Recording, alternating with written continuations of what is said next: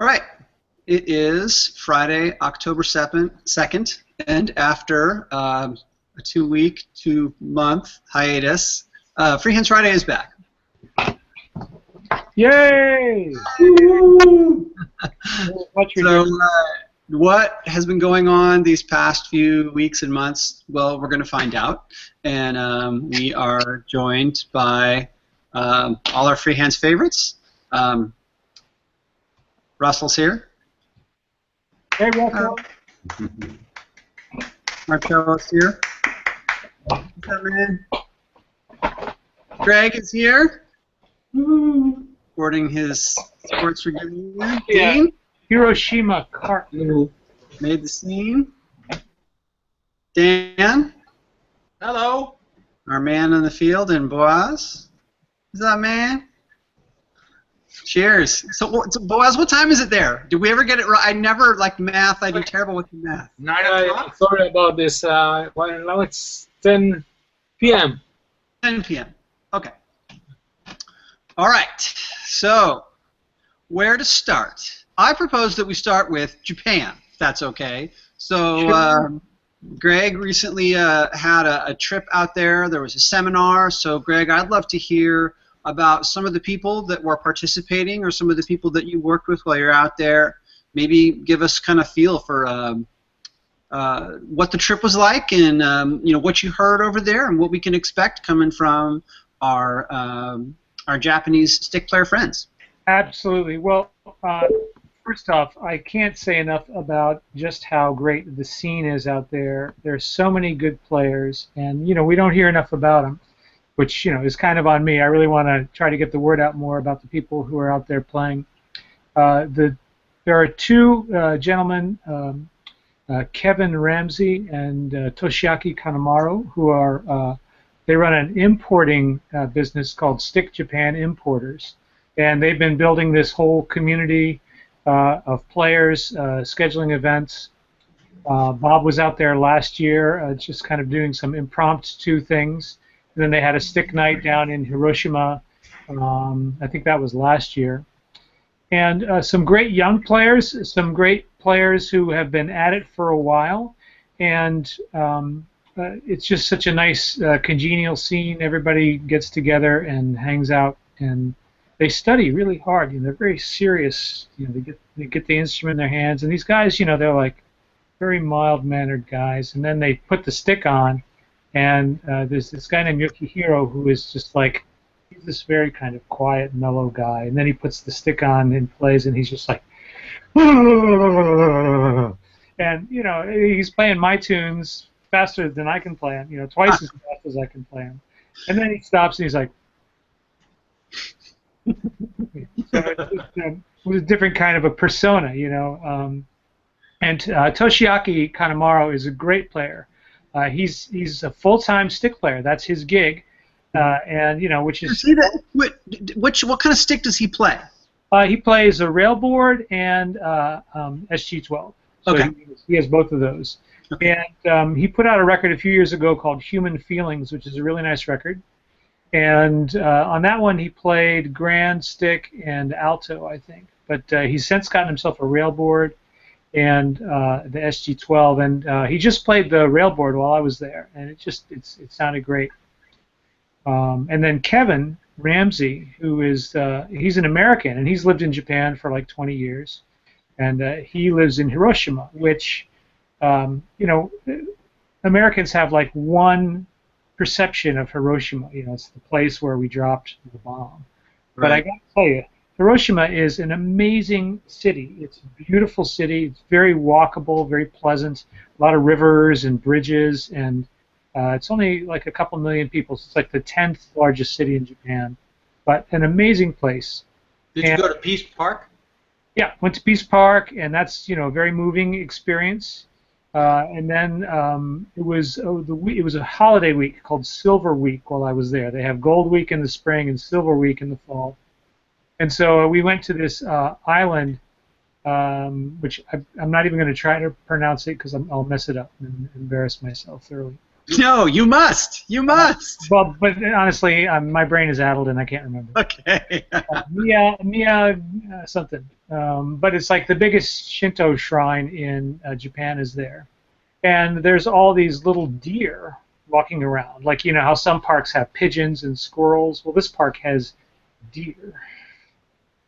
You know, Wow. little spotted deer, and they're walking around. And there's a beautiful pagoda there.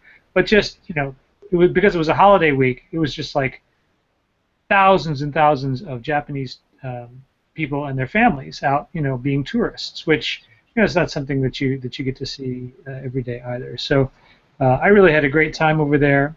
I played with an amazing drummer, this drummer named Kyo, who lives in Kobe, and you know he doesn't speak really hardly any English. Of course, I speak about as much Japanese as like I can tell you, you know, Hitosashi Yubi, Nakayubi, Kusuri. Of course, I didn't bother to learn the name for the pinky. Oh, but no, it was a really good time. It was a really good time. Really good time. And Pinky works, I'm sure. well, yeah, you know, at least, never mind. Anyway, we did 2 seminars. They were each one-day seminars, one in Tokyo. We had a stick night in Tokyo, and Yoshihiro played, and then this young guy, like 20-year-old player, who he calls himself Yakun. He is an amazing young musician, also a really good player, and he's got a duo that he plays with. He just played solo at this gig at this club in Tokyo. D-Bros in the house. So was the seminar in Hiroshima or Tokyo? There were 2. There was one in Tokyo and one in Hiroshima. Oh, wow. And quite a distance difference. yeah, it's like 4 hours on the bullet train to get there. And you know, you think about it, the country, I guess it's about the size of California, but you know, it's pretty densely populated. So it was just a great time, and I'm sure they'll be doing more events like this in the future. And I hope I get to go back. It's been like 9 years since I was in Japan, and this was really the first time I got to see much of the country outside of Tokyo. So that was really nice to visit. And I got my the Hiroshima baseball team is the Carp. So this is the old school Hiroshima Carp baseball cap. So I'm all set. Go Carp. So carp is plural. Carp, yeah, the Carp. Like Carpe Diem. Carpe, yeah. Although I think they're in like That stuff, like all bets are off, right? Like I think they're in like 5th place out of 8 teams in their division. So I don't think they're going to make the Bummer. Apparently the Carp, they're like, you know, an underdog team, a serious underdog team out there because, you know. I think the Seattle Mariners are owned by the Japanese, right? I don't know. I think so. Anyway, My wife's a big fan. So back to sticks. You know, we had pictures up on Facebook. I was just trying to pull some down from the event that were posted by. Yeah, I was going to share one, actually, Greg. I was going to share one of the picture of Toshiaki on the stick page. So, so you guys can see him. Can you guys see my screen? Yes. Right, so here's Toshiaki. Actually, so he's kind of the face of the alto stick here. And there he is kind of doing his thing there. So. Yeah, and his record, which is called Human Feelings, is a really nice record, and it's got some really great alto playing in it, I gotta say. Really a fabulous recording. He's a really good writer, and 2 of the guys came to both the Hiroshima seminar and the Tokyo seminar, so they were a little more advanced players. So what we did in the Hiroshima event was to really focus on some more advanced concepts. And the Tokyo one, there were some guys who hadn't been playing quite as long, but since I hadn't been there in 9 years, you know, I had a lot of new things to show people anyway, even folks who you know, who were there last time they did a workshop over there. Now, Greg, did you do the one that you did at Interlaken, which was the overlapping fingers on a single note, or? Well, we did a bunch of things. You know, we did all the basic technique stuff. You know, there was some dancing. I got to say, you know, all the cameras were turned off, of course. I bet you were missing me. I was, you know, Gene. You I should just change your name to Gene Kelly now, shouldn't I? You know, we should just start calling you the real Gene Kelly. They're you guys who saw Gene dancing at Freehands Academy. Yeah, but actually, I think Kevin was the guy who had to dance with me at the Japanese event. And my favorite, of course, is Jim Meyer, and I hope Jim Meyer gets to watch this thing. You know, Jim. Nothing against you guys, but dancing with Jim is a challenge because you know he's really tall. Right. And you know, I'm used to leading. He's a tall guy, and like dancing with a giraffe, right? Yeah, and you know, and he's always such a good sport. So he knows. I think that's why he only invites me to go out to Vancouver every few years because he just, Greg, I'm going to ask him to come out, and I'm going to have to dance. Yeah. Dance. Dance. Cool. Well, it sounds like Japan was a big success. It sounds like you had a really good time. Absolutely, and they've got a huge community over there. And you know, Crimson, of course, is very present over there. Right on, Dave. Tony, I think they're going to do like a whole bunch of shows in Tokyo in December. So you know, it'd be great to see if there was some kind of a connection for that. Yeah. Maybe something can be arranged. Okay. Yeah, that'd be cool. Yeah, it would be really cool. And you know, they love. You know, Tony is huge over there, and yeah, well, relatively speaking, I guess. But Yeah. Okay. Well, that's cool. So and now, Dean, you're Japanese, right? You have some Japanese descent, right? Yeah, my family is in Japan. Yeah, Okay. I was born and raised there. What part? Tokyo. Cool. Right on. Yeah, but I have no idea about the stick community over there. I got involved with stick once I moved to the United States. Do you speak Japanese, Dean? Just enough, yeah. Okay. It's gotten real bad over the years because I don't use it. You know, the reason that I'm asking is maybe there could be something that was kind of, maybe we can get in touch with Tony and see if there's like a one-day thing can be arranged. I don't know if it could, but like, wouldn't that be grand if something could be arranged with, you know, in conjunction with that, right? Just dream a little dream. Could hurt to ask. It's all good. It's a good idea to try to make those connections. You know, I just got to say, Gene, this whole thing of Freehands Friday and how international it is. That's one of my favorite things about it. It's just like, it just reaches out to so many different places, you know, so many different places. I mean, how many countries have you had like featured now at this point? Well, yeah. So let's talk about that for a sec. So you know, we've been kind of off. I say we, like we've been like, you know, you've always kind of worked with me on these things, and Dave and I have worked very close on getting great. Like Dave always gets the good guests, right? Like he manages to like hook up all the good guests, and Russell as well. So we've been kind of out of action, but in the past, you know, we featured a lot of all the kind of the published, you know, players here in North America. I know Dave has some things that are published as well, so he counts, along with Bob and Greg, yourself, and Steve. We also did a fantastic feature. We had some help from Dale with like 2 months of Canadian players, and we had a whole gamut of players, including, you know, one of my favorites, who's Kevin C. from Stickist, who gave me some really great insight on practicing. After that, we did 2 months of Australian players, so we got some help from Conrad Park. And then, you know, I was working with Rob a lot, who was like hosting sessions as well. And so who am I leaving out? We did 2 months of like Spanish speaking, or, you know, kind of Latin-based, however you want to spin that, but players from Spain, players from Chile, from Costa Rica, and that was really cool. And that's when I kind of like, that was after I kind of lost my steam, and that was kind of at the beginning of the summer. And so we're on like 4 different continents, and then we had, you know, pair. I'd love to do something, you know, where we had something that featured French players. That's kind of where we trailed off. So and then like Tomas. So like we've got this American out in Japan, right?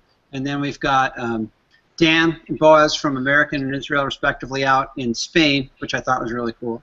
And then we've got Tomas, who's from Chile, who's out in Poland. So you know, it's kind of cool to be able to share that and kind of make people aware, like, hey, there's going to be a stick player in your neck of the woods, or someone that you can hook up, hang out with, and just, you know, kind of.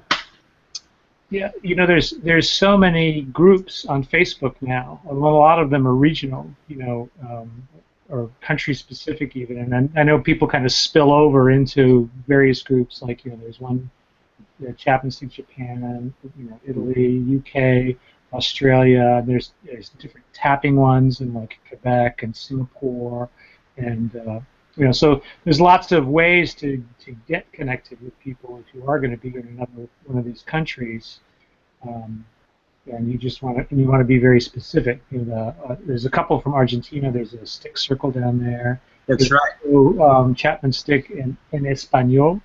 So Yeah. you know, you can. Plus the new Mallorca camp. Yeah. Now, Marcello, where are you based out of? So I'm actually based out of the West Coast. I'm in Portland, Oregon, but I'm originally from Argentina. That's why I usually get from. Okay. Yeah, I was kind of curious because I know you guys were pinging me about Guillermo, and we wanted to try and get Guillermo on the line today just to see if he could make it. But I think he's down in Argentina right now. Is that correct? He's out. No, he's back. Yeah, he actually. I think he's back. Yeah, he actually played in a small city called La Barria. I think it was last week. Ryan over there told me he. Yeah, he was doing a TED so talk considerable. over in. Yeah. But I think he came back. Back. Yeah. Probably, yeah. So he contacted me yesterday about seeing my video, so I guess he had some time to connect back to Facebook, so I guess he's home by now. Yeah, so, you know, this is kind of a good segue. Now, Greg, I know that you've got someplace to be in about 10 or 15 minutes, but I did want to kind of wrap up with you because we're going to hand it off to the Mallorca guys, and then it's like that's going to, like an hour's going to go by because we're going to hear about all the crazy fun they had out in Spain. So I wanted to make sure that we hit on every point with our Japanese friends and see if there's anything that we missed. Well, I think the main thing I want to just alert you guys to is to keep an eye out for releases and activities by some of these younger players, because you know, there's some really strong up and comers. So check out the Chapman Stick Japan thing on Facebook, but also check out the Stick Japan Importers site. And I think I'm going to try to get them to do more postings in English too, just so that people can be aware of what's happening there.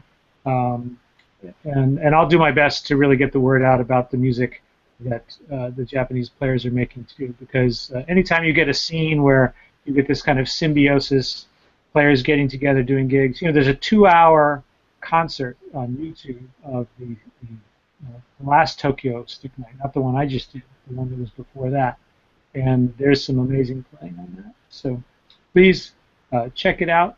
And if you're going to go to Japan for any reason, you know, let those guys know. They're super friendly and they love to hook up with players who are coming. So it's just a nice opportunity to expand your reach in your community. Right on. Right on. I'm going to have to head on because it's raining like unbelievable rain here today. And I'm sure, Rob, where you are, it's probably even worse than it is here. You guys have really been getting dumped on down there in Richmond. So far, so good, actually, but I'm not in a low spot. Yeah, that's cool. Well, I was just looking at how bald my tires are, so I think I'm going to have to like allow a little bit of extra time so I can enjoy each and every skate. So you guys have a great time. Thank you, Gene. So glad to see Free Hands Friday back in action, and looking forward to more. All right, right on, Craig. You well? Take care, you guys. Great to see you all. See you soon. All right. Boaz, lay it on us. Yeah. Talk to me about Spain, man. Well, where do I start then? What did you expect it would be like, right? I mean, like what, right? What do you think it would be like? I tell you what was the first surprise for me. First surprise was that I lost my stick. Yeah. Yeah, the airline company, the very good company, which became professional at the losing sticks. They lost the stick on the first day. I'm Yeah. so Yeah. sorry. Boaz was so stressed out. And I was we get one there, of and then he was like, "They lost my stick." Someone's gonna die. I wasn't the only one. They lost another. Right. It was Gabriel. Gabriel. But the good news is that they got it back the next day. Yeah, they got it back. Luckily, I was early by one day. The seminar started on September 2nd, and I arrived September 1st. So by this, the first day evening, I got the stick back. Good. And from there, it was amazing experience. We got almost every day, I think. Then we went to a different beach for a few concerts, some kind of open stage concerts. Yeah, it was the great thing about how C-Days arranged it was that everyone was able to play in the daytime and rehearse, and then perform at an amazing location every night.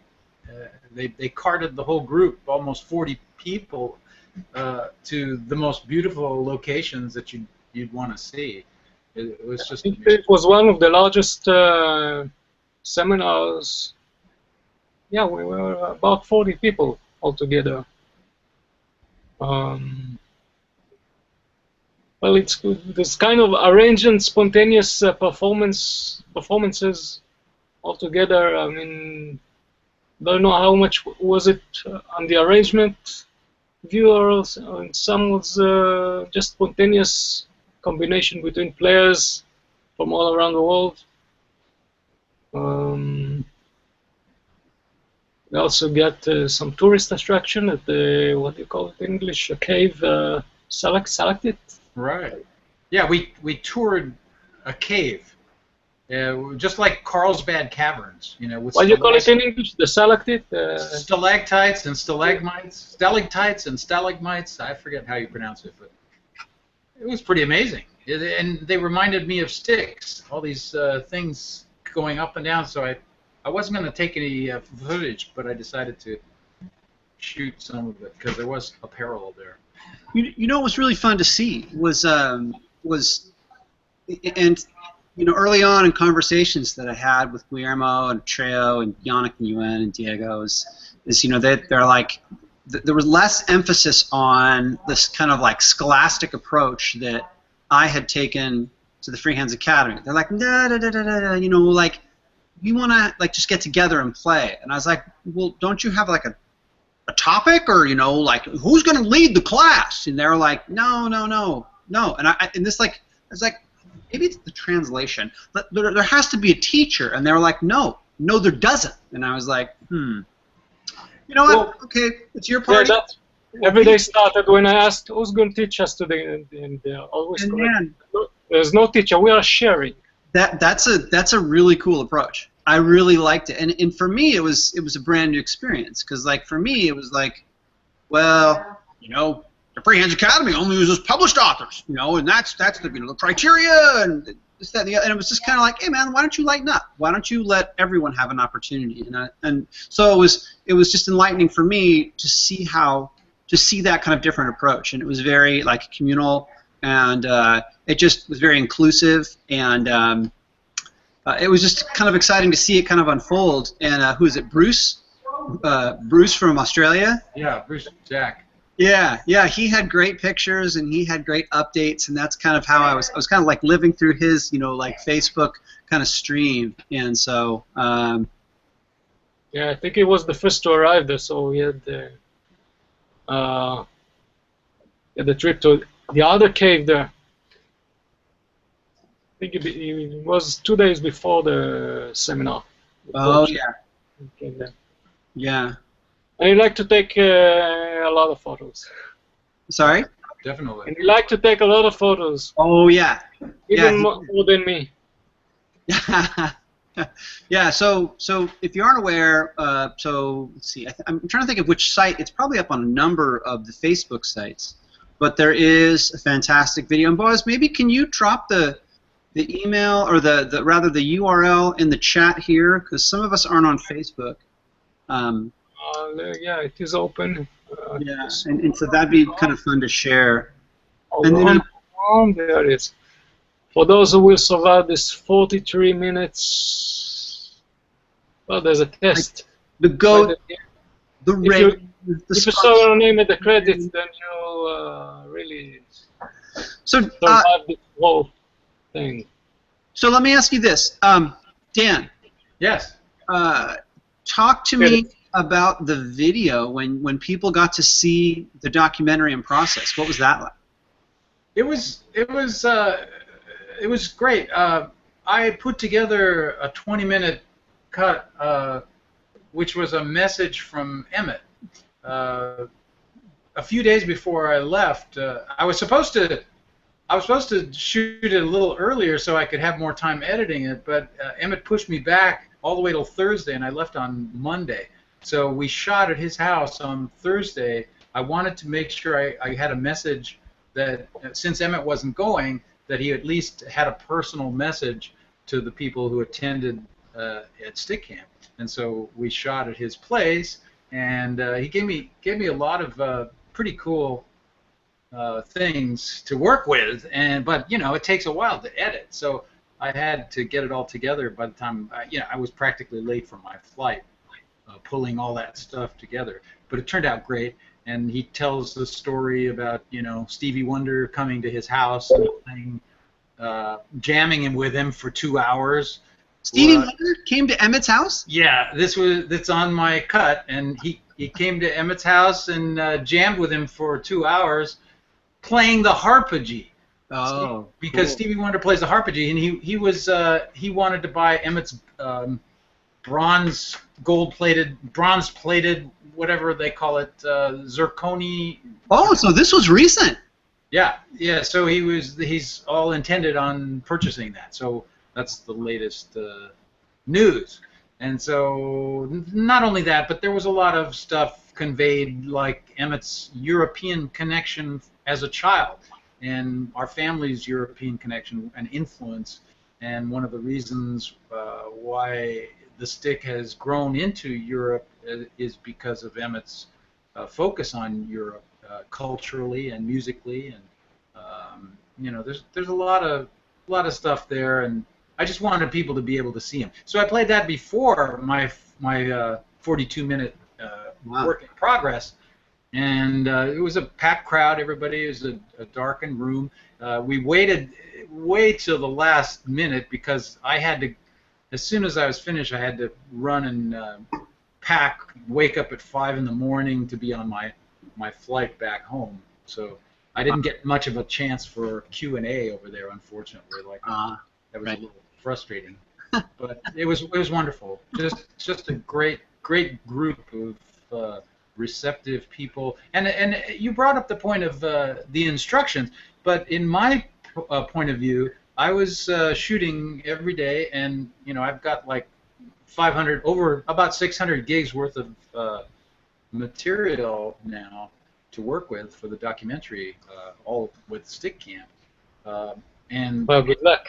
Yeah, really, it's daunting, and but as far as the instructions goes, I would go from little place to place.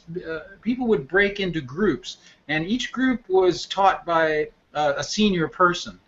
There was Johan in one group, and Bruno Ricard in another group, and Diego or Yannick. Diego, yeah, Yannick, and all these different people sort of broke off into groups and were rehearsing for that night, where everybody went on stage and performed the thing that they were rehearsing in the day. And Jim, of course. Who's this? Jim? Oh yeah, yeah, Jim too. And so it was really fun. It was cool to see all the natural creativity and just organically come together like that. And also, we had the chat online with Emmett. Yeah, that was fun. All these people gathering around. But what day was that? Was that on? Probably Well, the I second, think second 3 days. We had 3 days of trying to contact Emmett. Well, the original plan was that Emmett would give 2 players at a time a lesson, Yeah. but we had awful connection there, so apparently it didn't work out very well. So he gathered us all together and just show us some tips and Q&A kind of session. But we had 3 afternoons with him. Yeah, I've got some stuff on screen if you want to. yeah, How do I click off? Do you want me to show you something? So what you can do is up on the left-hand side there's like a context window there, or a little kind of you'll see a white Screen share. Yeah, yeah. So click on that, and then generally what I do is I just kind of share everything, share screen, and yeah, you should be able to share the screen. And I'm not quite sure how we'll share. Okay, yeah. So we can see that.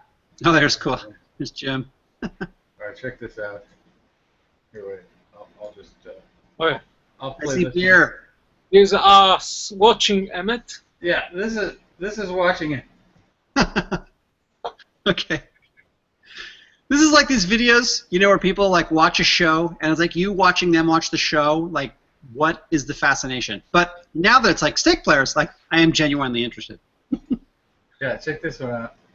This is everybody. Oh, this is me in the middle with the vodka. Nice. Okay. Just trying to connect with Emmett.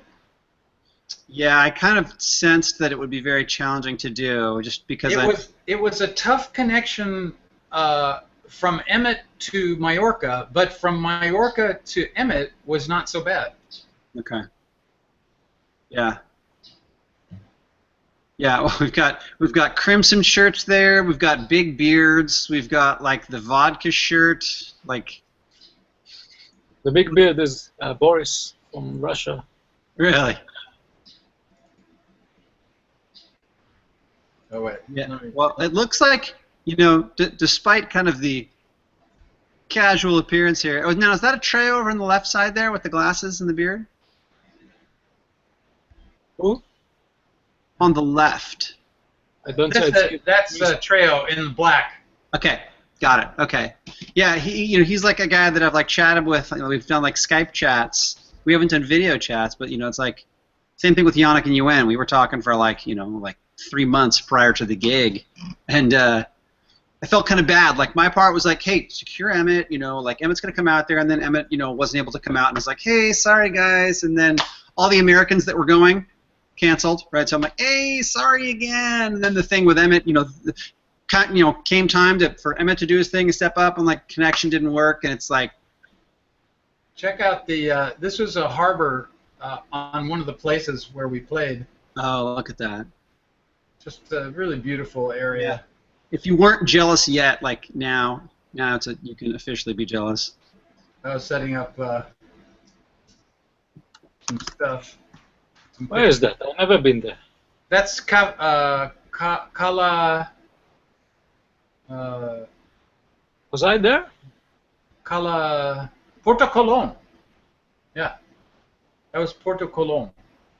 Wow.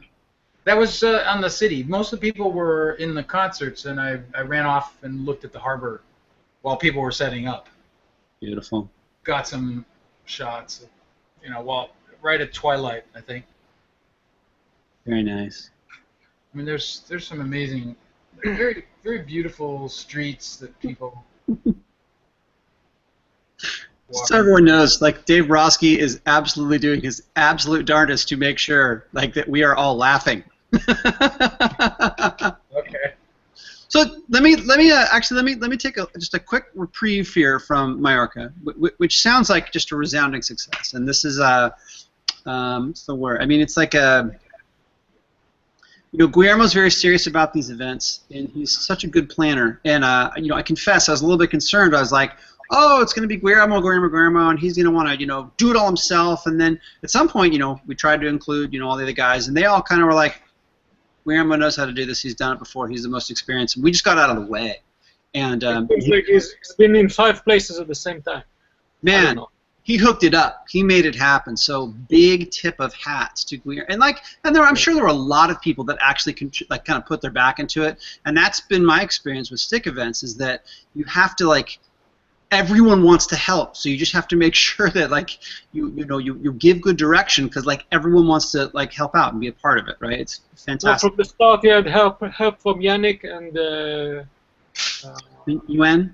Diego, yeah, I heard Diego's Diego pretty key. right-hand helpers.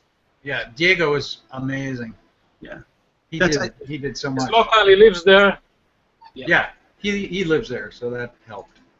Yeah, I heard he was kind of the man on the ground, and so he was able to kind of help with all the logistics and stuff.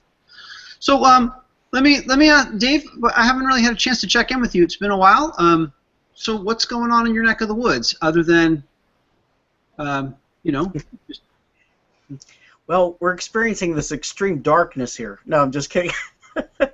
No, I have a backdrop up when I teach. Let's see, you don't see old exercise equipment I don't use.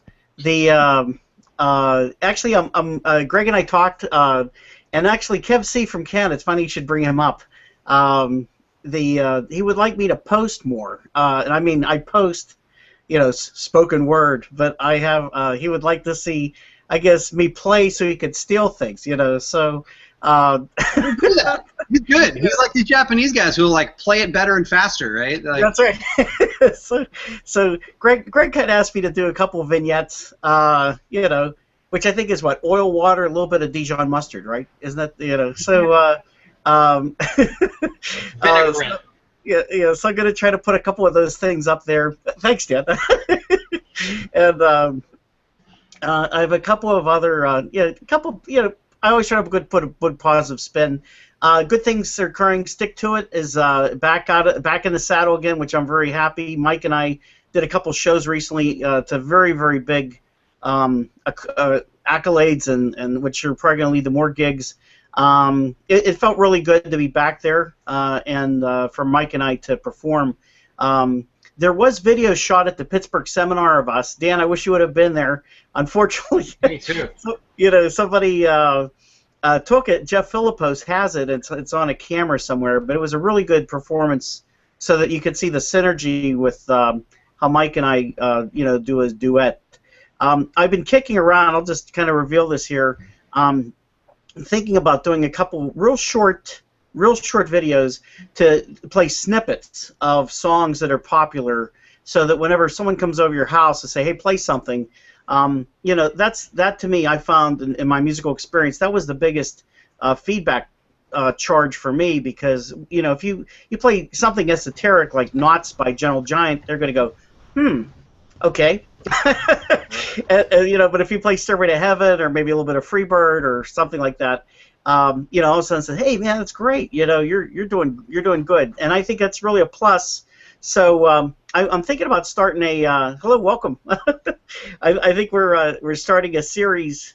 It's called "Hey, This Is the Way I Play It," and it's going to have a couple different things. I have an idea with the Depeche Mode tune to show 2 different alternate ways in which you can play it, and I'll put some staff tab. My problem is, and again, I was going to ask the nice gentleman about the Majorca thing, is if you have 40 players, you have all these tunings. How did you guys?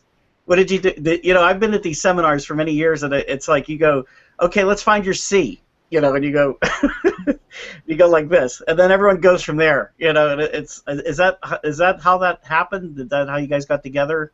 Not many people playing together. We just come to group of 6, 7 people. Oh, very good. Okay, so it wasn't as crazy as it could have been. Small groups. You know what I saw is that sometimes people are playing percussion, and I think there's kind of some funny moments where UN was getting up and dancing and singing at some point. So it looked like Stick was a part of it, but it was really more like if they weren't actually playing, they found something to kind of bang on or be engaged with. Maybe. I got to play my harmonica. That's right. Which you should more at these events, man, because I don't know if you've heard Dan play. He's on Parallel Galaxy and totally shredding. And Playing the harmonica, great. Yeah. It's really fun.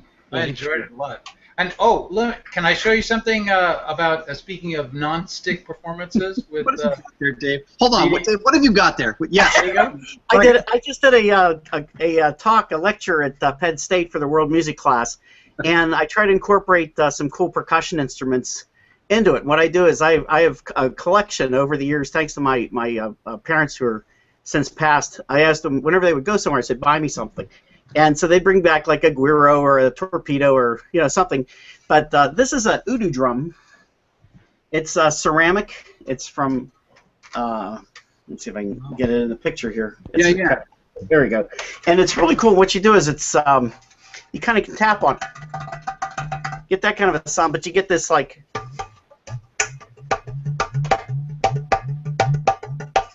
kind of a very tuned percussion kind of thing with some almost like a wah-wah pedal. Mm-hmm. And so what I try to do is incorporate in a couple of different, since it's a world music class, I pass out all these percussion instruments at the very end, and then I do the tune that's on YouTube. It's called the Confusion Samba, which is I wrote many years ago, and it's great for us stick players. We have no problems with keys. It would drive any sax or trumpet player nuts because I purposely put half steps moving up, down, left, right, just to mess with them. And then even put in a chromatic thing that sounds like it's from the 70s fusion stuff. So Russell wants to know if we can use that thing as a keg. Yeah. Yeah, you can do that too, Gene. It would work. I can show you something I have. So things are good. I feel the stick community is really pulling together. Even there's a very positive vibe going through the whole community right now. That is very, very, very nice to see. And players younger players who are like Daniel Marks getting out there and just performing. There you go. Is that a hang drum? Yeah. Yeah, very cool. Nice. Wow. You can bust. I've seen all those videos of the guys out there, with the hang drum, and I think if you take a hang drum and a cajon, Heidi Jubert, who is, if you've never seen any of her videos, you'll watch them for about 20 minutes and then say, oh, she's playing a cajon. No, so she's really great. If you get a chance, but there's a lot of those, a lot of that kind of nice synergy with the cajon and the hang drums. The other thing that's kind of interesting, I'll just have one other thing over here.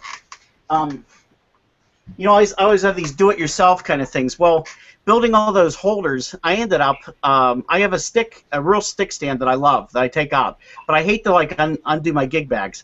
So I ended up creating this guy. I don't know if you can see it. I'm getting it in there. Other way, and back, right there. Back. There we go. Okay. Back a little further. All right. Yes. Okay, good.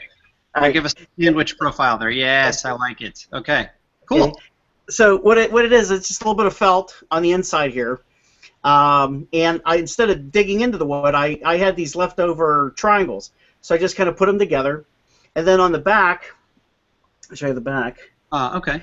I put this, and what this does is this fits right into clever man. this part. That goes like this, and bam, and you got it together. Cool. So it's a very, very simple, easy solution, especially since one time I had my stick to a header. Trying to put it into a guitar. You put your lifting weights that you don't use or haven't used in 10 years. And luckily, it was my polycarb, I think, and went straight on to, you can put that under a truck and it's fine. So, but anyhow, so I'll probably put a little DIY up on the site. Very simple to make, and you can customize it. Just got to kind of turn the stick slightly in when you go, but it really helps, especially if you're recording. So. Now, Dave, you have a video up there for the lap bar, right? Right. Mm-hmm. Okay. Yep. Yeah, that'll be kind of a nice kind of addition to that. So for people who are good with the wood, can do that, because that would definitely be handy.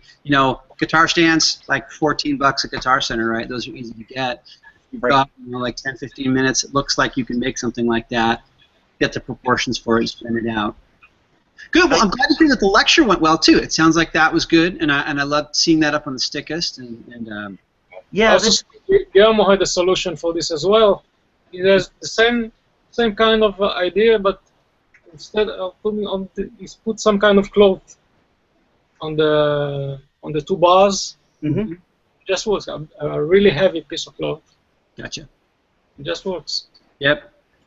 You know, living in a guitarist's world, stick players, you know, find ways around it. They find, you know, they just, right? I mean, like, that's the challenge, I guess. One of the problems with the guitar stands is they're making them cheaper, so they're not making them as wide on top. So you want to make sure you get one wide enough, especially if you play a grand.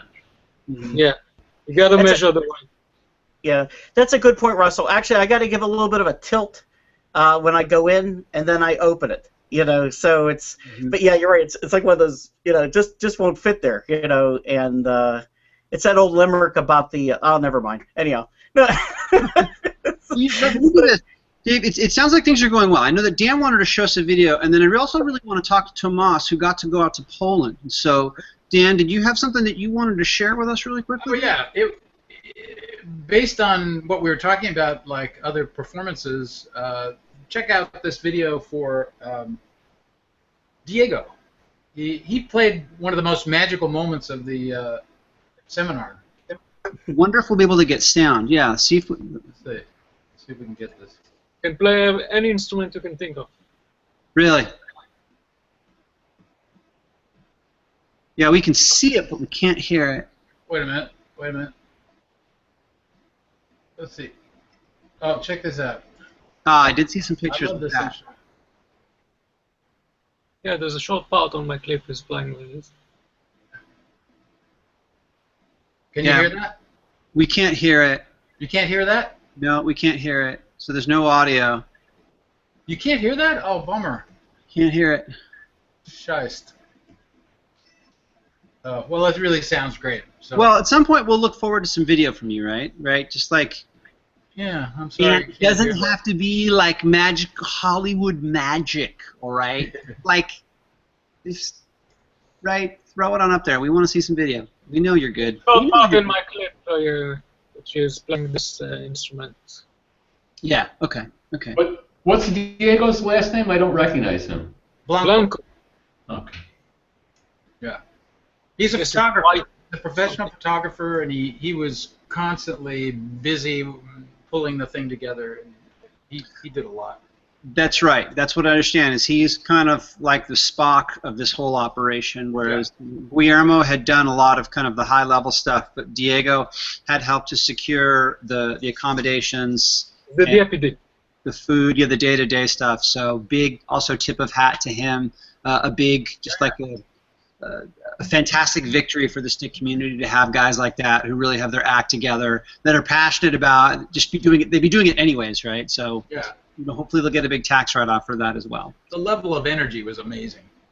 Yeah, I was kind of getting that from the videos. If you guys have seen the videos, they're like dancing in the middle of the night, right? And like running around in the rain, and everyone's laughing. No one is like sulking or angry. You know, like everyone's having a great time.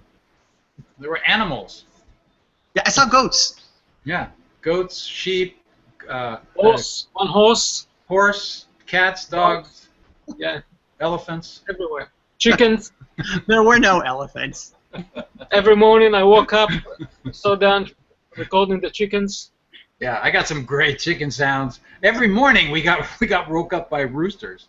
Really? Wow. Every morning, like 5 o'clock. We need to close the door so they won't get eating our food. They come right near your door. I think they did that on purpose. They must have some awareness in that way. Looking for food, man. They're looking for food. That's true. That's the awareness. Let me segue here because I know I'm so glad that Tomas was able to join us because I know that Tomas got to go out to Poland, and so I was wondering if you could, and I don't know if that was like metal or what was that like? What kind of shows you were playing, or it was like, can you share us tell us a little bit about Poland? Hey. What's going on, guys? First, let me change my switch to English because I don't know. 2 months ago, I was talking English so fast, and now I forget it to totally. Yes, I was 1 month in Poland, and it was a great adventure because I played in a nice place in castle. I don't know, maybe 600 100 years old. One of the best thing was I met to Adam Fulara. I don't know if you know about him. It's Can you say his name again? Adam Fulara. Adam Fuletta. I can write it. Just Okay. top guitarist. Yes.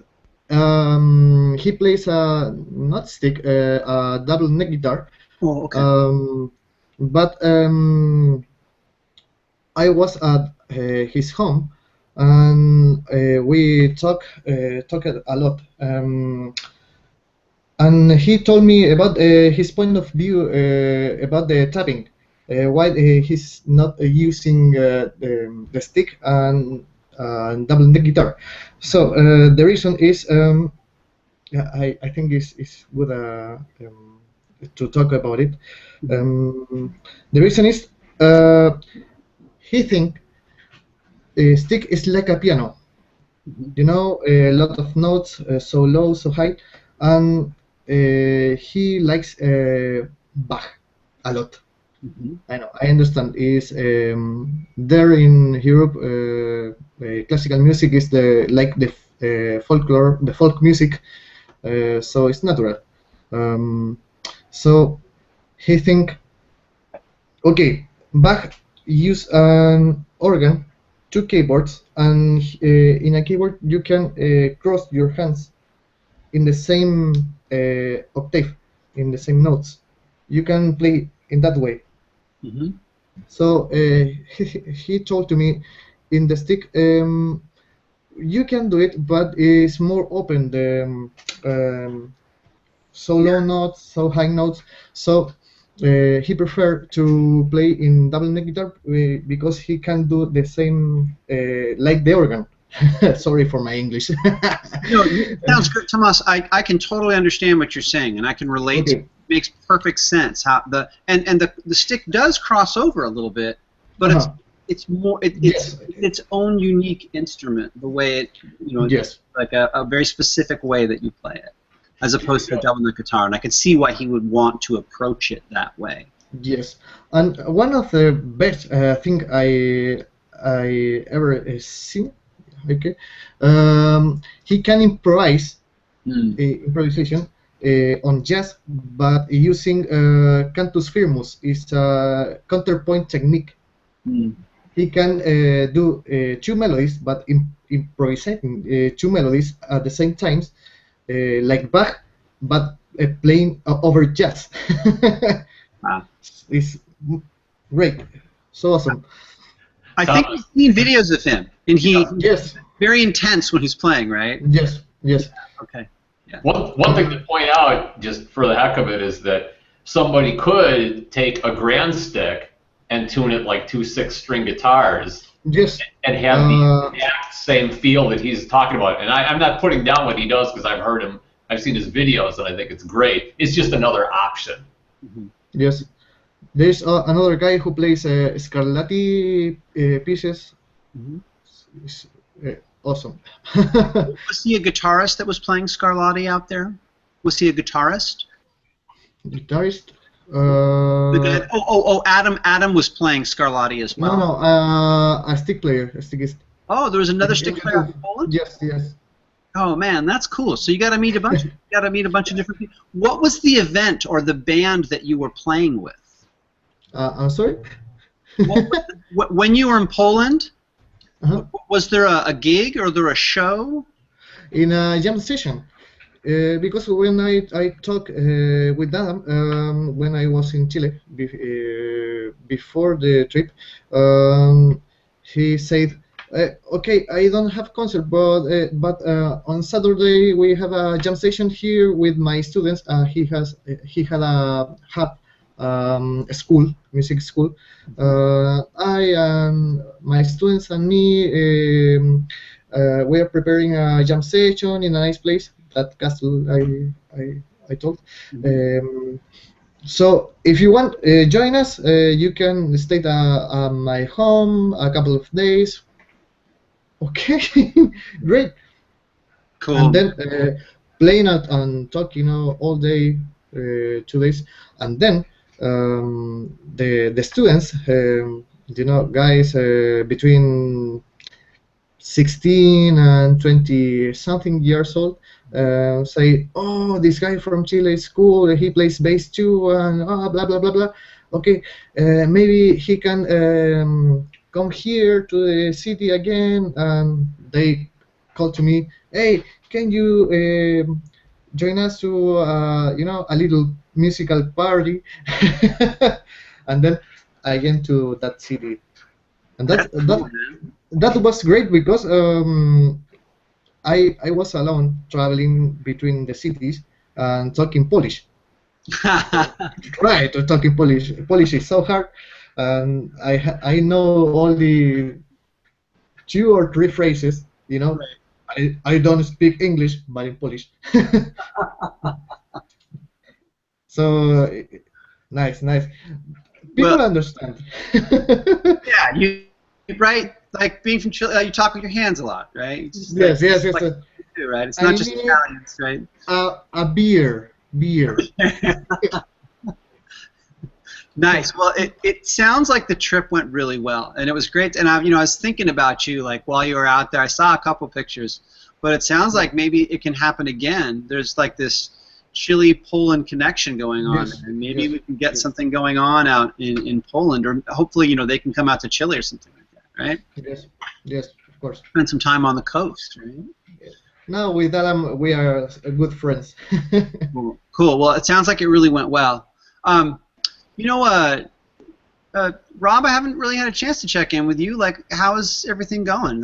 Maybe we can kind of switch gears here and check in with you and see how you're doing. Oh, well, as people who frequent Stickist know, I recently sold my stick. So, yeah, I hope that's not a disqualifying offense or anything. No. But had to raise startup capital for the business venture. So that was, I tried to sell everything else first, and it hit me that it's been a month and a half, nothing sold, and my single most valuable possession is also the only guaranteed sale, because if nobody else buys it, Emmett will. And so that's why I did it, and as it turns out, I have to delay the business anyway, but I do have a way to afford the winter, which I wouldn't have had, so, there's still a benefit to the loss, and I'm directly in the way, so I'm going to move my chair. Can y'all see a kind of a silver gig bag right there? Yeah. So that is an incredibly cheap, very small bass guitar. The scale length is 20 3/4 inches. And it is a Chinese copy of a Kala U-bass 4-string, and okay, it is because what I realized was after I boxed up my stick, I was missing low notes terribly, and I reasoned that if I could get sorry, I couldn't hear you. I asked if it's something the ukulele bass. Yeah, it's based on a baritone ukulele body. And it has synthetic rubber strings to get lower notes. And in fact, this one actually has a solid body, so it's not hollow like a ukulele would be at all. I'd get it out, but because I'm a spastic, it'd take 20 minutes to get out of the case. Anyway, I like it very much, despite how cheap it is, and I'm waiting on parts to modify the parts that were substandard. Like the nut is terrible, but everybody knows the nut is terrible, so I knew what to do. And the preamp is terrible, so I'm going to bypass it and run into an external preamp. And the not cool, Dave. Come on. But anyway, it's the scale length being so short and the nut width being so narrow. It's really remarkable how easy it is to play. I have fairly large hands for my height. Basically, I'm 5'8" and I have the hands of a 6'4" person. But this shape that's made comfortably between my index finger and my thumb, that is the neck profile and width. I mean, it just fits perfectly. So all of my fingers wrap around the fingerboard in a sort of a natural position. and it's so easy to play that I don't even have to think about my mechanics. And so I'm actually, in application, learning more music theory already than I did in 6 months with the stick, because with the stick I had to learn a new method of controlling my hands, which of course helped my brain. I mean, that was, that was a good thing overall.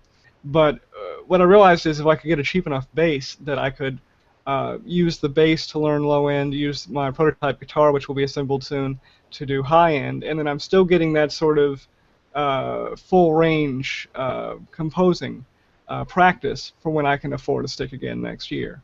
So, and in setting up a rig for the bass, that's also the same thing that my mono stick rig would be.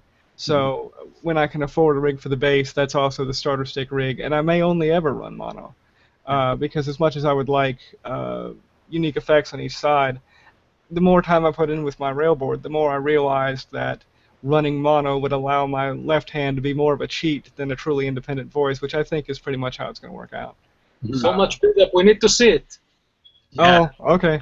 I'll mute for a second and get it out. If somebody else wants to talk, go right ahead. Sure, sure. Well, if it's okay, actually, maybe Russell, we could kind of hand you the conch there and see what's going on in Chicago, man. What's the latest? Let's see. I'm still digging the NS stick. That's just a change that I didn't see coming, but it's been like a year and a half. I mean, I've played the stick, a lot longer, but I've just been digging on that and been trying to collect my thoughts on learning it and approaches. I always like an approach where you okay, here's how you approach fingering, and then apply it to every application.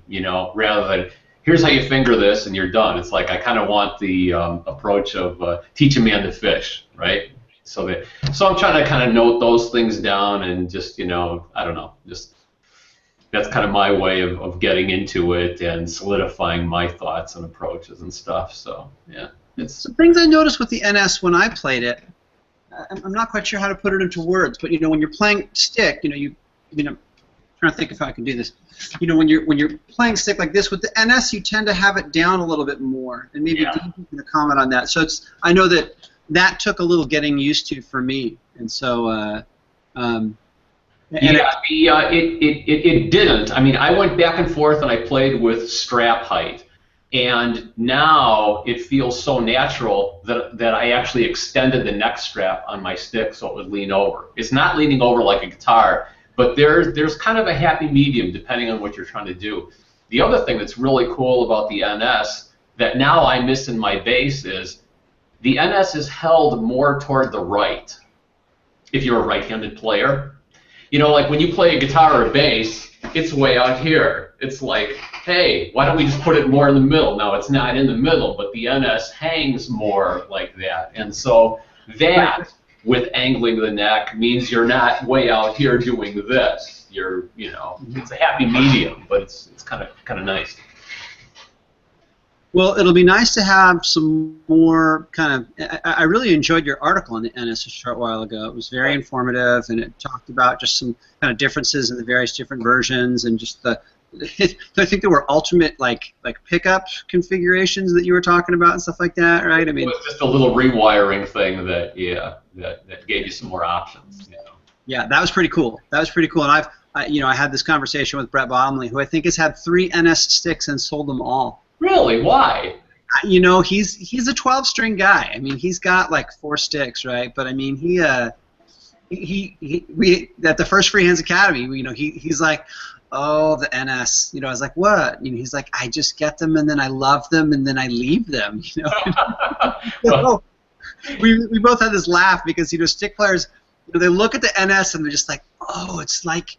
It's something different, but it's the same, but it's really not. And then also what's kind of nice, and I remember talking to Kyle McCann about this, is like, hey man, like for bass players, you can just always just head back to the bass part and you're golden. Like you can just head back to the bass part, right? I don't have to worry about this whole inverted fifths thing. It's it's this safe place. So. You know what I mean, I realize that there are limitations, especially when I try to go and grab notes and it's like, oh no, that hand is already playing that string. You don't have any more places to play that note. So I know there are limitations.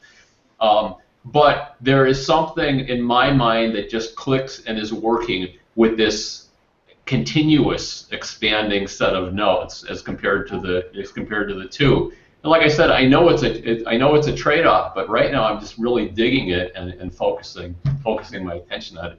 I noticed that Dean made a comment about the wiring diagrams. Oh, that's pretty cool if they're using them, Dean. Thanks for letting me know. Yeah, I was actually called them up because I wanted to make it so that when you put it into mono, it goes out the melody side.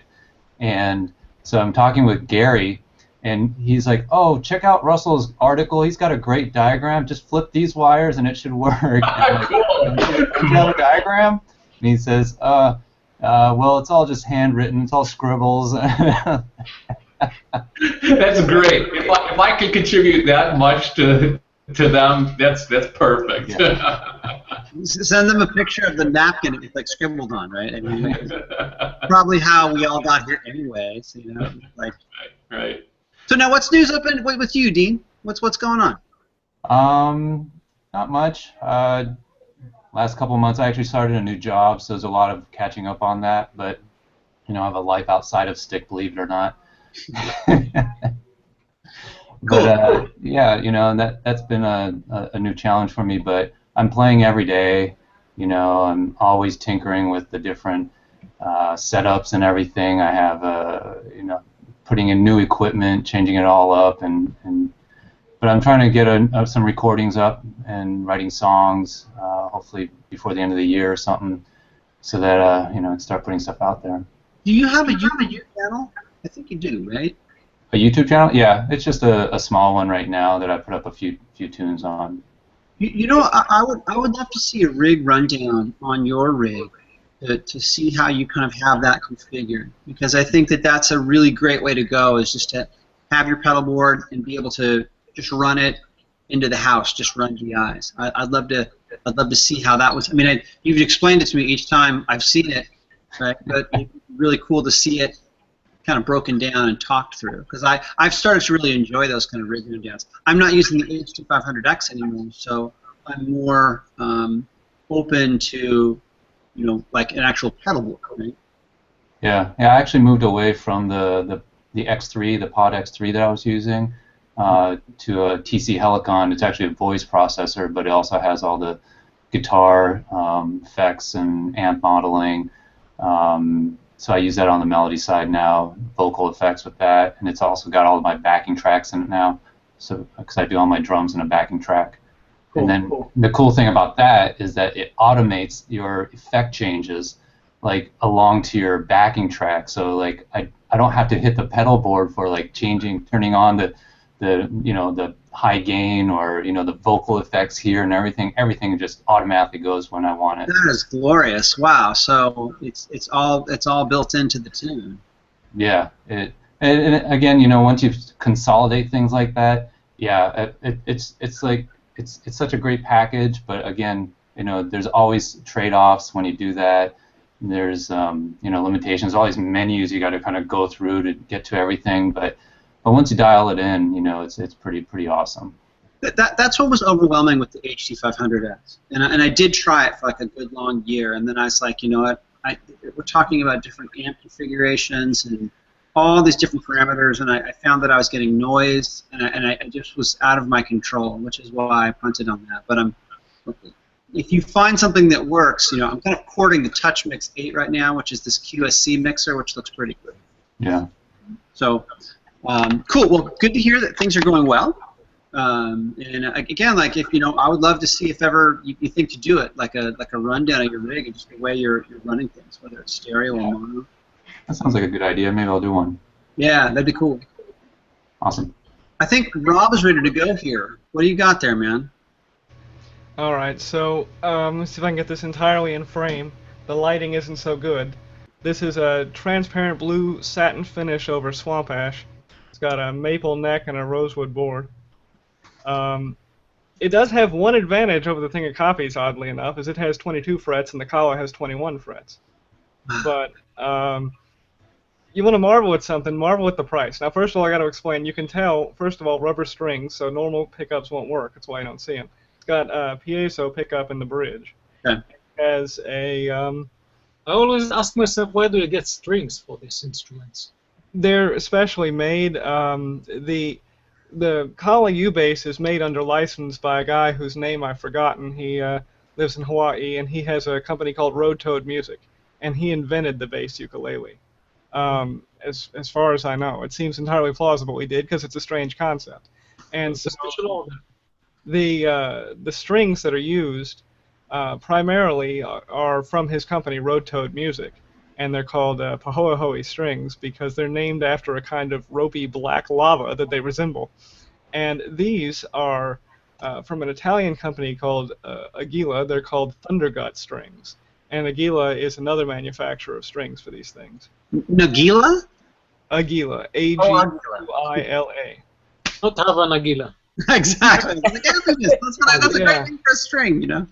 Yeah, shalom. But is there a quarter-inch input on that thing? Is that how it works, or? Yeah, there's a quarter-inch output, so it's good catchphrase would be "Have a Nagila." Well, I think it's a bit goy for that actually. Anyway, so the so it's got 2-band EQ and a volume knob, if I can get that in the light. Like I say, this is very much a me toward the computer kind of lighting arrangement, and it goes to a quarter-inch jack. The 2-band EQ is useless. First of all, it's boost only, and when it's wound all the way down, it's still boosting a little. And the two knobs are boom and finger noise. So, it's really not good. But again, that's another thing that people have been writing about on the internet for like a year and a half. So I knew that going in. Okay. So, but it plays nicely. Needs a truss rod adjustment, but I'm going to replace the nut and the strings anyway. These strings, people said that they were kind of sticky, and I thought, well, that's odd. And sure enough, they are kind of sticky. And it turns out that people who use Thundergut strings use them because they like a little bit of stickiness. I don't know what they get out of it, but for me, it just doesn't work. Maybe a snap. I don't know. It requires such a light touch. Like, I don't know if the resolution on the video is good enough, but can you see the way that wiggles? Wow. I mean, it's really light. The guys in the Ooks of Hazard use a bass ook, and it's the size of a teeny-weeny ook. And you would pull the strings, and it really did feel like a rubber band. You could pull it in either direction really, really far. Yeah. And you barely, and I remember watching him play, and he barely had to move. Like, barely at all. Yeah. So the light touch throws me a little because anybody who remembers me talking about playing guitar knows I have Hulk smash in my left hand. But because there's just no work at all to reach across the board or to go from fret to fret with the scale length, it actually completely preempts that aspect. So that's nice. And but I have to mention the price. So this guy right here is $170. Jeez. The shipping is about $12.50. I think that's the normal shipping. I opted for 2-day air for a whole $6 more. Doesn't come with a case.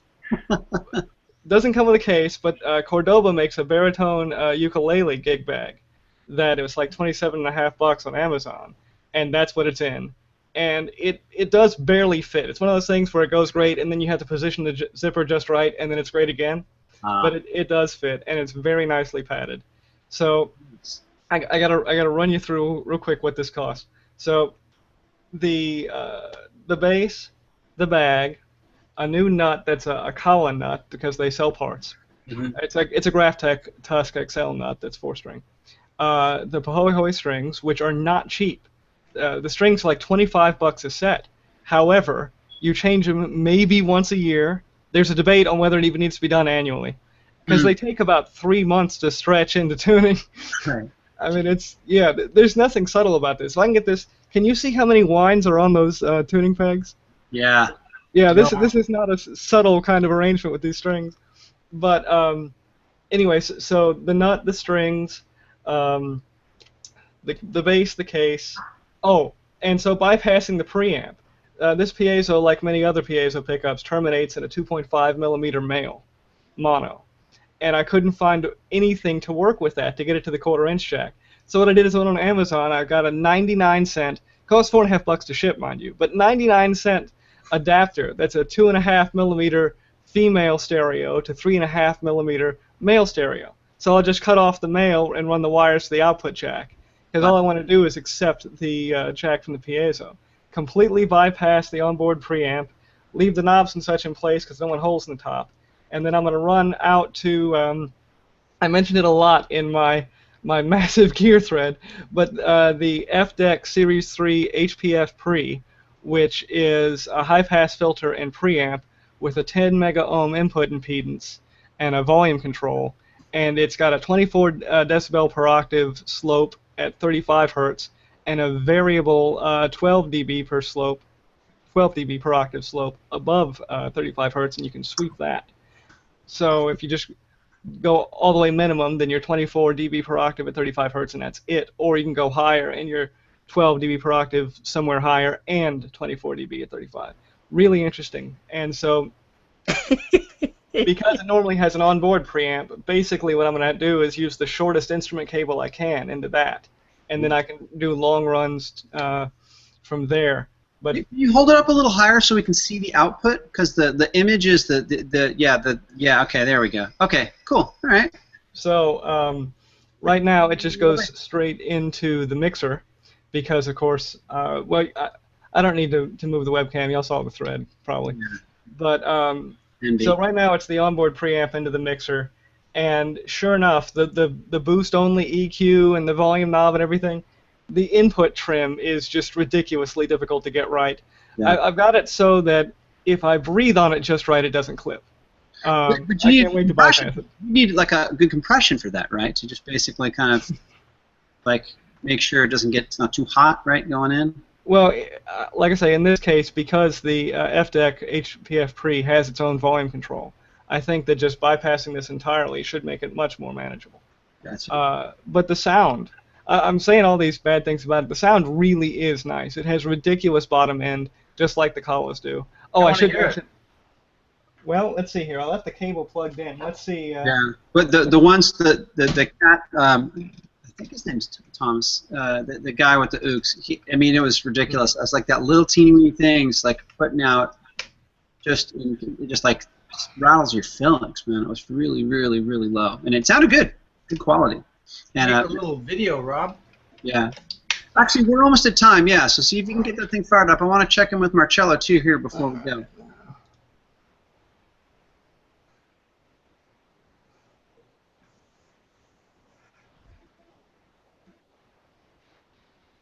Pressures. What about the video then? So what was the total cost was like something like 180 for the base. Oh yeah, all together. Sorry, all together, including the shipping from all those various vendors, $375. Nice, cool. So that's why I sprung for it.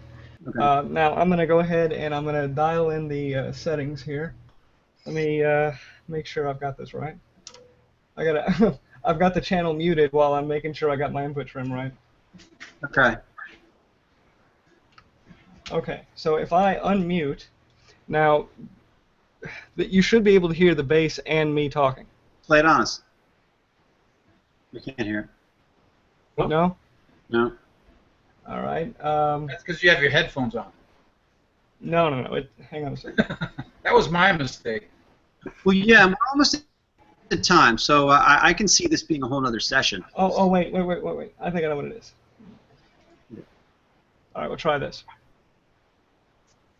Anything? No, I can't. No, I can hear it. Okay, well then that's one aspect of the mixer I haven't learned yet, because definitely that setup feeds the rest of the mixer normally just fine. Yeah, if you have it go to speakers, then we would be able to hear it.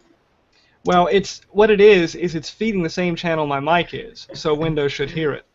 But apparently not. I suspect something wasn't set up before I started the Google Hangout, and that's why. Right. Well, we'll come back to that. I want to make sure we're almost at time. I wanted to check in with Marcello here before we checked out, and just kind of see what was going on here in your neck of the woods. Yeah, sure. So I don't yet have my stick actually. So I'm waiting for my stick. I think should be here. Hope within the month or something like that. I was checking with SC, and they told me. I think they were just starting to analyze the beams. So I'm gonna get a black breadboard with glow-in-the-dark inlays and whatnot. It should be really cool. Nice. And what I've been doing is, just to, just preparing, I guess. And I play the guitar, and it's mostly a hobby for me. So I was having interesting discussions with Rob on Stickers.com, and what should I do in terms of gear? And I have a GT100, which is you guys don't know, it's a Boss or Roland pedalboard for guitar. It's quite nice. And I also do a lot of guitar rig on the computer and stuff like that. So I was thinking, how do I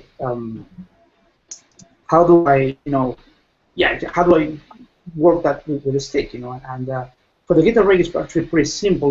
You just I got a Focusrite Scarlett USB interface out of the discussions with Rob. Something it's I would say it's mid-range. It's actually quite cheap. I got it quite cheap. And but I was thinking, what do I do with the GT100? And there are a lot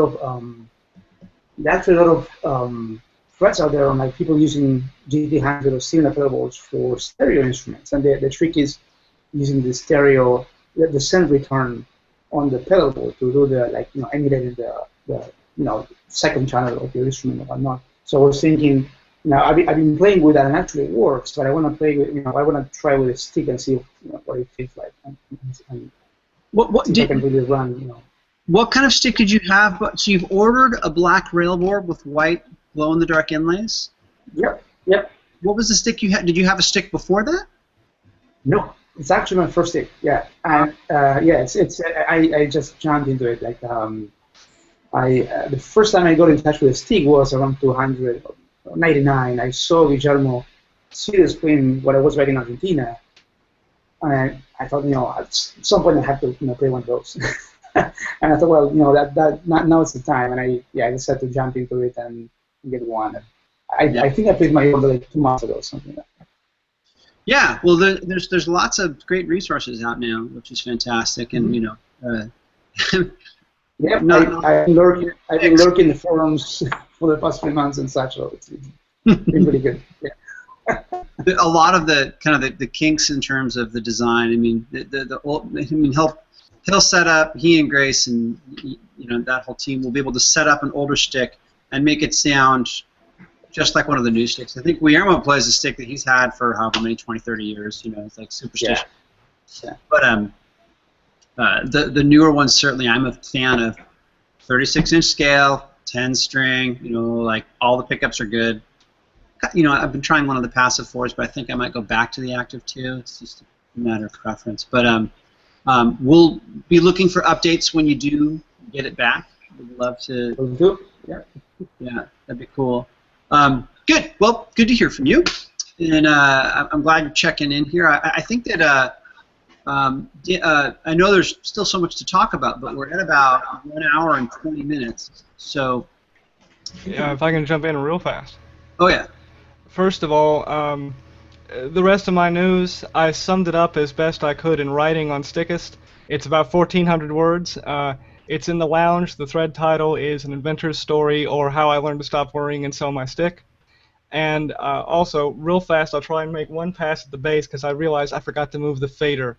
Big genius Valgear, right? Yeah. There you go. How's that?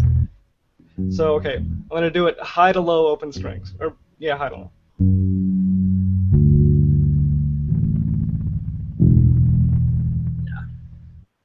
It's thumping. Note the sustain. It's ridiculous. Yeah. We want to hear that with like the big fuzz box, to the Van Halen amp, the VHT.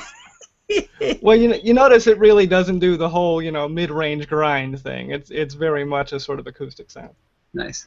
Yeah. Cool. Well, thanks for sharing that, and where to. I'm gonna go have to read the thread now. Actually, I'm gonna get back to work is what I'm gonna do right now. But I did want to just thank everyone. Wait, Dan has a video I want to share. Yeah, I could play it out. Hey, hang on. Okay. Diego playing some interesting instruments.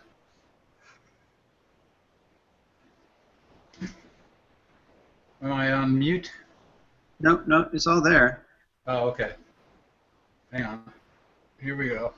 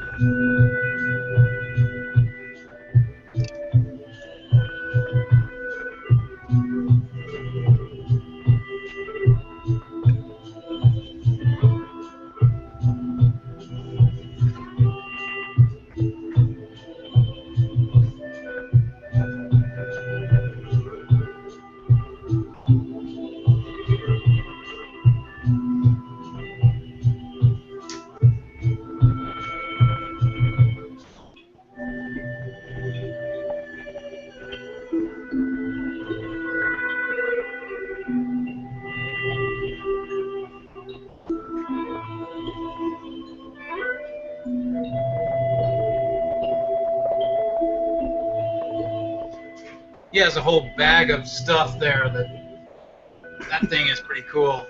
Yeah. So Dan, I'm going to jump in here because the quality's decent, but I know that I expect that you're probably going to put this together in some sort of format that's going to blow our minds. It's kind of hard to catch over the chat, but it sounds really good. And Diego's just one of these guys. It doesn't matter. He could he could pick up it doesn't matter, like an ice cream scoop and write a symphony with it. I'm sure. It doesn't matter what he plays. He's just a musical person, right?